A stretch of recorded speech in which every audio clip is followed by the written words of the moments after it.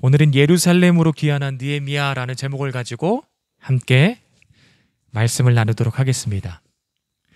느헤미야는 아닥사스다 왕 제20년 니산월이죠. 이제 4개월이 지나고 난 니산월에 왕 앞에 음료를 맡은 자로서 포도주를 드리게 됩니다. 왕은 느헤미야를 얼마나 사랑하고 신임했는지 그 전에는 수심이 없던 내가 오늘은 얼굴에 수심이 가득하다고 말하며 느헤미야를 걱정해주고 있습니다. 그때 느헤미야는 왕에게 뭐라고 이야기를 하냐면 제 고향 땅 조상의 묘가 있는 예루살렘이 성이 불탔고 성문이 불탔으니 제 마음 가운데 수심이 가득합니다 라고 이야기를 하는 거예요.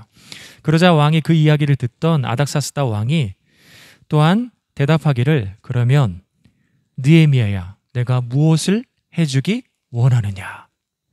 그때 느헤미야는 절호의 찬스가 온 거예요. 그러나 그 절호의 찬스 가운데 바로 느헤미야가 왕에게 자신의 어떤 수심했던 근심하고 있었던 그 마음을 이야기하기보다는 하나님 앞에 기도합니다. 느헤미야는 하나니아를 통해서 예루살렘 소식을 듣고 4개월 동안 눈물을 흘리기도 하고 금식을 하며 기도했던 것처럼 그 절호의 찬스 가운데도 바로 이야기하는 것이 아니라 하나님 앞에 기도했어요. 기도하고 용기와 지혜를 얻습니다. 내가 너에게 무엇을 해주길 원하느냐? 왕이시여, 제가 저로 하여금 제 고향 땅에 돌아가 우리 조상의 묘실이 있는 예루살렘 성을 보존하고 또 성곽을 지을 수 있도록 도와주십시오 라고 이야기를 하는 거예요. 그러면서 느헤미야가 지혜를 내기를 뭐라고 이야기하냐면 왕이시여 제가 그러면 기한을 두고 갔다 오겠습니다. 아주 가는 것이 아니라 기한을 두고 갔다 오고 가는 동안에 서쪽 총독들에게 조서를 꾸미셔서 보내시고 나로 하여금 무사히 통과하게 하소서. 그리고 또한 뭐라고 이야기하느냐? 왕이시여 살림을 담당하고 있는 아삽에게 조서를 쓰시고 나로 하여금 또한 재료도 나무도 가져갈 수 있도록 허락해 주시길 바랍니다 라고 그렇게 지혜와 용기를 가지고 아닥사스다 왕에게 요청을 합니다. 하나님께서 그 마음을 움직이시죠. 왕과 왕후가 느헤미야를 얼마나 신임하고 사랑했는지 이 모든 요구에 대해서 허락합니다. 느헤미야는 혼자 예루살렘으로 돌아가는 것이 아니라 또 아닥사스다 왕은 그 옆에 느헤미야를 보호하기 위해서 군대 장관과 마병까지 함께 붙여서 보내는데 예루살렘은 페르시아로부터 2400km 떨어져 있대요. 말 타고 가면 몇 개월이 걸리느냐? 외우기 쉽게 4개월이 걸린다고 합니다. 4개월이 지나서 예루살렘 땅에 도착해요. 혼자가 아니라 여러 사람들과 함께 재료를 가지고 도착합니다. 도착을 했더니 에스더와 비슷해요. 상황이. 에스더도 3일 동안 휴식을 취합니다. 아무래도 4개월 동안 말을 타고 왔다 하더라도 우리가 여행을 가면 피곤하잖아요. 그런 것처럼 여독이 풀리지 않아 3일 동안 느헤미야는 휴식을 취하게 됩니다. 그렇게 휴식을 취하고 난 다음에 느헤미야는 한밤중에 아무도 모르게 말을 타고 예루살렘 성과 성곽을 돌아보게 되는 거죠. 처음에는 말을 타고 막 돌아봤어요. 그런데 얼마나 많이 회파됐는지 말이 지나갈 수 없을 정도로 성이 회파가 됐던 거예요. 그래서 이제는 말에서 내려 걸어서 그 예루살렘 성과 성곽을 돌아보게 되는 것이죠. 그렇게 돌아보고 난 다음에 수많은 사람들 이스라엘 거기에 있던 이스라엘 사람들을 모아놓고 독려하는 거예요. 우리가 예루살렘 성과 성곽을 다시 짓자. 하나님 앞에 다시 짓자. 막 독려하는 거죠. 그런데 이 모든 것들을 지켜보던 한 사람이 있어요. 오늘 10절에도 나와 있지만 호론 사람 산발랏, 그리고 종이었던 암몬 사람 도비야, 그리고 나중에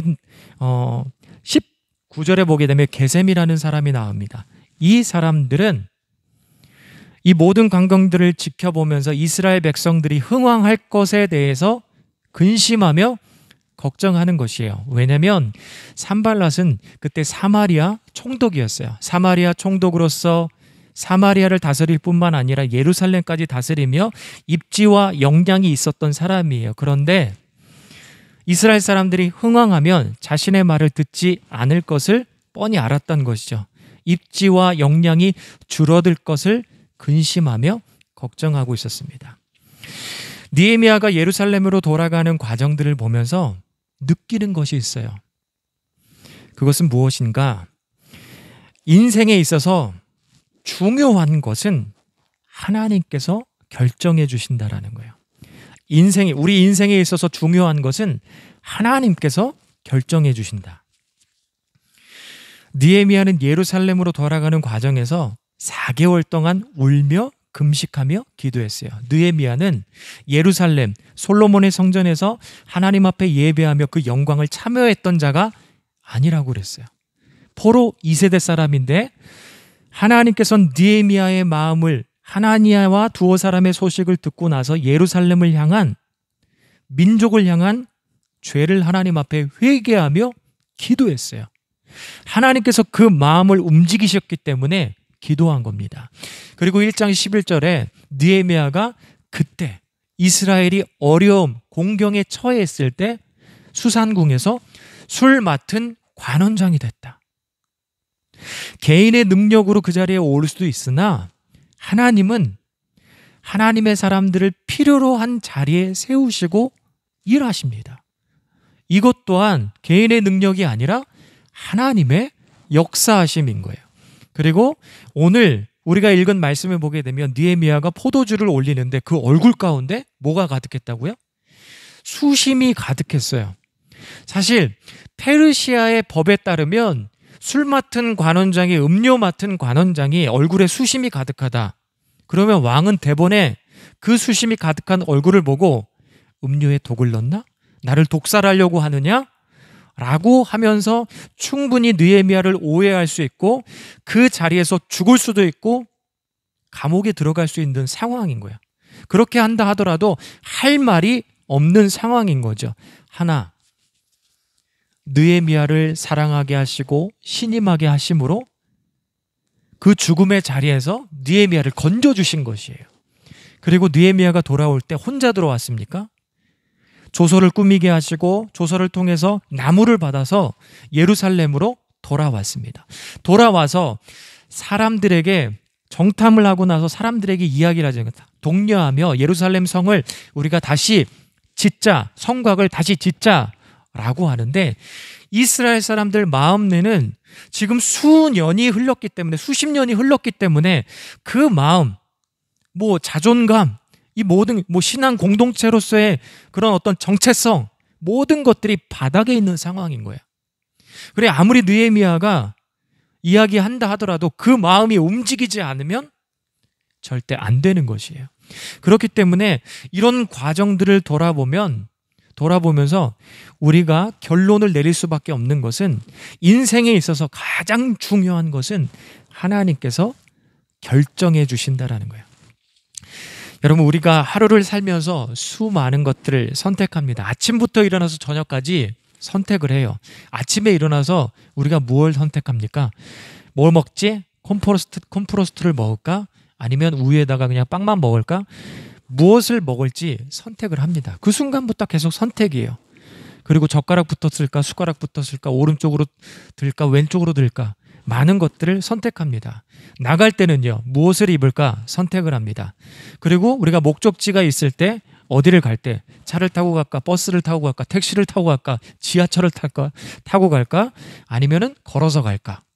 수많은 것들을 선택합니다.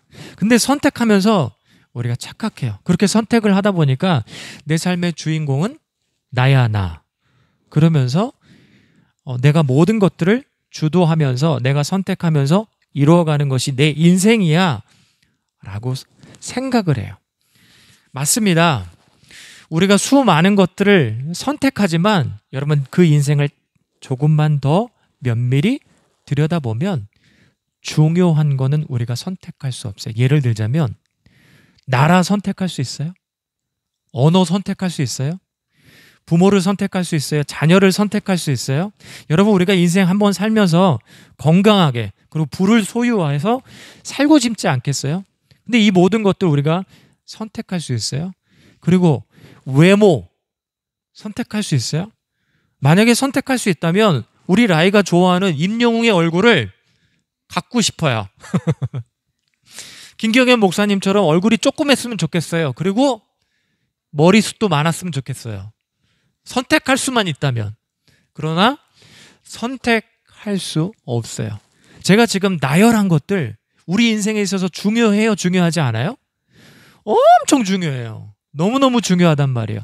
그러나 선택하기보다는 주어지는 것에 가깝지요. 그렇기 때문에 우리는 항상 마음 가운데 이 말씀을 기억해야 됩니다. 마태복음 6장 33절의 말씀입니다. 제가 한번 읽어보겠습니다. 그런즉 너희는 먼저 그의 나라와 그의 의를 구하라.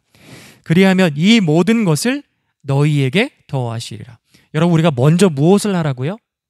하나님의 것을 하라는 거예요. 그의 나라와 그의 의를 구하면 하나님이 결정적인 순간 나의 필요를 아시는 그 분이 공급해 주신다라는 것입니다.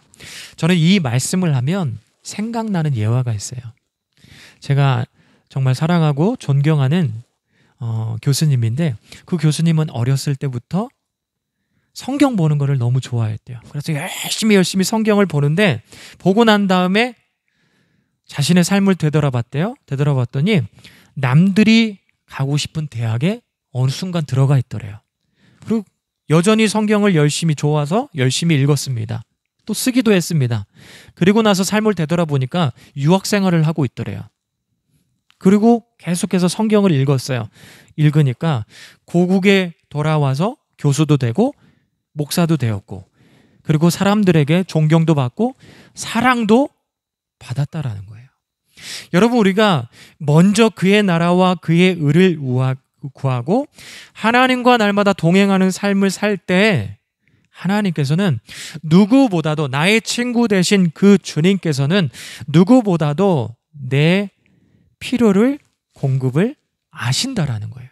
그렇기 때문에 결정적인 순간 하나님께서는 채우시고 인도하시고 내가 정말 최선의 길로 갈 수 있도록 나를 이끌어 주신다라는 거예요. 비록 때로는 내가 생각했을 때 그 길이 아닌 것 같은데 라고 생각하는 그 길마저도 되돌아보면 인생이 지나고 나서 되돌아보면 그것마저 하나님의 은혜다라고 우리가 고백할 수 있는 것이에요. 기억했으면 좋겠습니다. 우리 인생에 있어서 중요한 것은 하나님께서 결정합니다. 오늘 본문을 보면 두 가지 근심이 등장하는 것을 볼 수 있어요. 첫 번째 근심은 2절에 등장하고요. 두 번째 근심은 10절에 등장합니다. 우리 2절 한번 읽어볼까요? 찾았어요? 느헤미야 2장 2절 시작. 왕이 내게 이르시되 내가 어찌하여 얼굴에 수심이 있느냐 이는 필연 내 마음에 근심이 있음이로다 하더라. 그때 내가 크게 두려워하여. 그리고 또 하나의 근심이 등장하는데 저만 읽어보도록 하겠습니다. 10절인데 호론 사람 산발락과 종이었던 암몬 사람 도비아가 이스라엘 자손을 흥왕하게 하려는 사람이 왔다 함을 듣고 심히 근심하더라. 2절의 근심은 느헤미야의 근심입니다. 그리고 10절의 근심은 산발락과 도비아와 게셈의 근심입니다. 느헤미야의 근심과 이 산발락의 근심은 근본적으로 차이가 있습니다. 느헤미야는 무엇 때문에 근심하는 것입니까? 바로 이스라엘 땅 예루살렘 성이 회파된 것 때문에 근심하고 있는 거예요. 그리고 예루살렘 성이 회파된 것 때문에 왜 근심을 합니까? 이스라엘 백성들은요 신앙 공동체예요. 성을 지어서 무엇 하려고? 성을 짓는다라는 것은 성을 지켜서 누구의 어떤 그런 방해도 받지 않고 하나님과의 관계를 바로 세우고 싶은 것이에요. 그런 어떤 느헤미야 근심을 그러니까 신앙적인 근심이다라고 말할 수 있는 것이에요. 산발랏의 근심은 뭐죠? 세상적인 근심이에요. 이스라엘 백성들이 흥왕하면, 이스라엘 백성들이 성을 지으면 어떻게 됩니까? 이스라엘 사람들이 성을 지으면 분명히 독립을 할 것이라는 생각을 할 수밖에 없어요. 그러니 자신의 입지와 역량이 줄어들 것에 대한 생각인 거예요. 우리가 인생을 살면서 이 두 가지 근심은 자연스럽게 따라오는 것 같아요. 세상에 대한 근심, 신앙에 대한 근심. 저 역시 세상에 대한 근심을 합니다. 자녀들을 어떻게 양육할까? 그리고 무엇을 먹을까? 입을까? 그리고 앞으로의 미래, 노후, 근심 걱정을 합니다.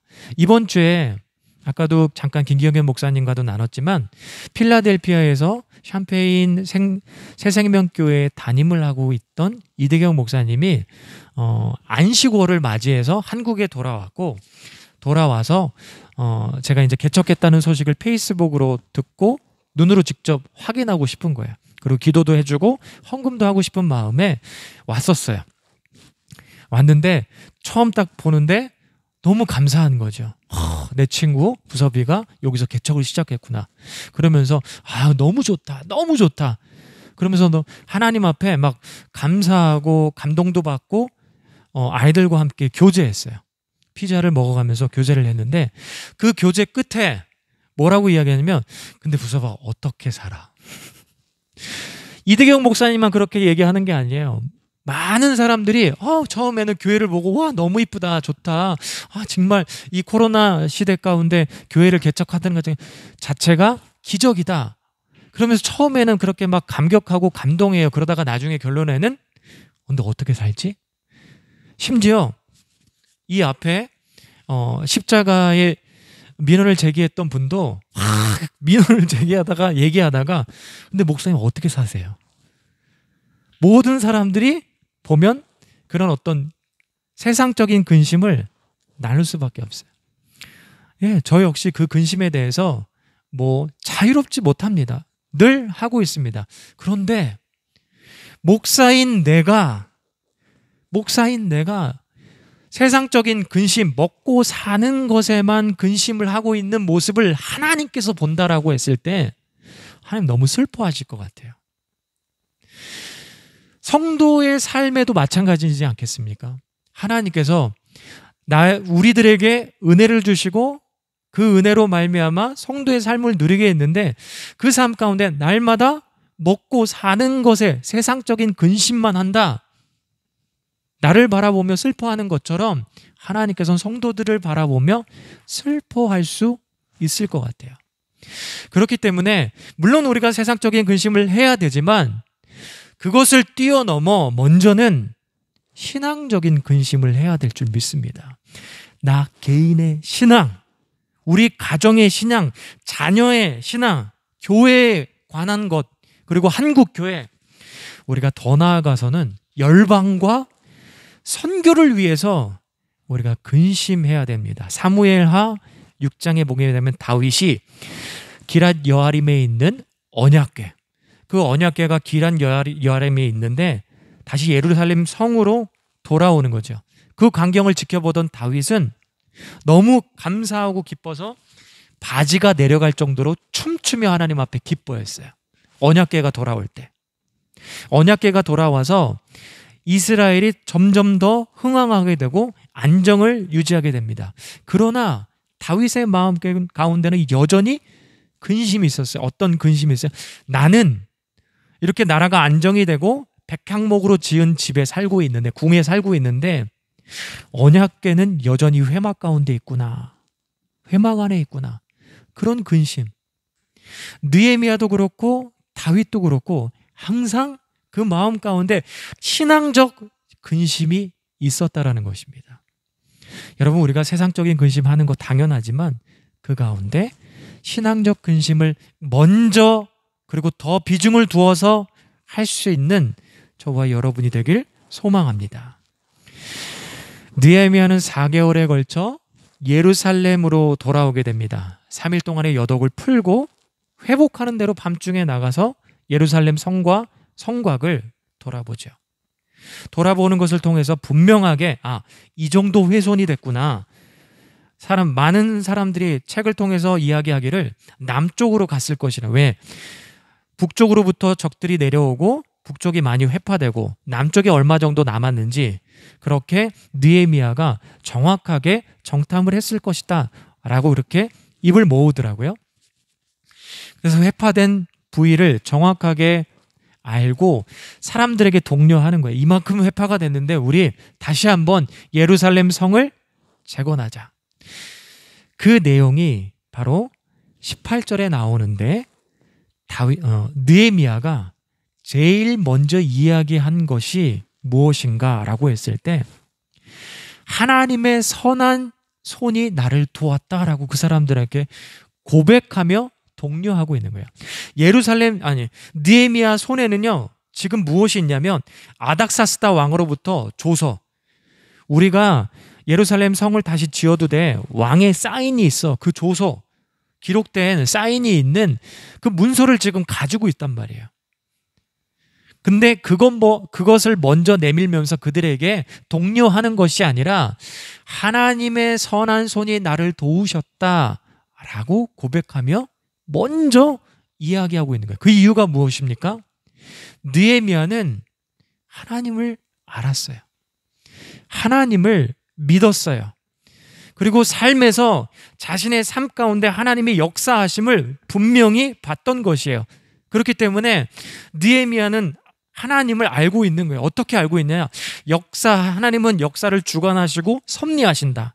그리고 내가 신뢰할 수 있을 만한 하나님이다. 하나님은 약속하신 것을 바꾸시거나 약속을 지키지 않는 품성을 지닌 분이 아니다 라는 사실을 알고 있었던 거죠. 여러분 알다라는 단어가 히브리어로 바꾸게 되면 야다입니다. 이 야다는 구약에 무려 1000번 가까이 944번이나 4번이나 등장을 하는 단어예요. 근데 이 단어 안에는 어떤 의미가 있냐면 알아채다, 인지하다, 경험하다, 관찰하다라는 의미를 담고 있어요. 느헤미야는 어떤 사람의 이야기를 통해 그리고 말씀을 통해서 정보로만 하나님을 알고 있었던 것이 아니라 그의 삶의 경험을 통해서 하나님을 알고 있었던 거예요. 이스라엘 백성들이 너희는 가만히 있어 주가 하나님 됨 알지어다 그 홍해 앞에서 그 하나님의 일하심과 역사하심을 경험했던 것처럼 느헤미야 삶 가운데서도 하나님을 경험한 거예요. 여러분, 우리가 이렇게 하나님을 성경을 통해서만 정보로만 아는 것이 아니라 삶을 통해서도 하나님을 경험하길 원하고 알길 원합니다.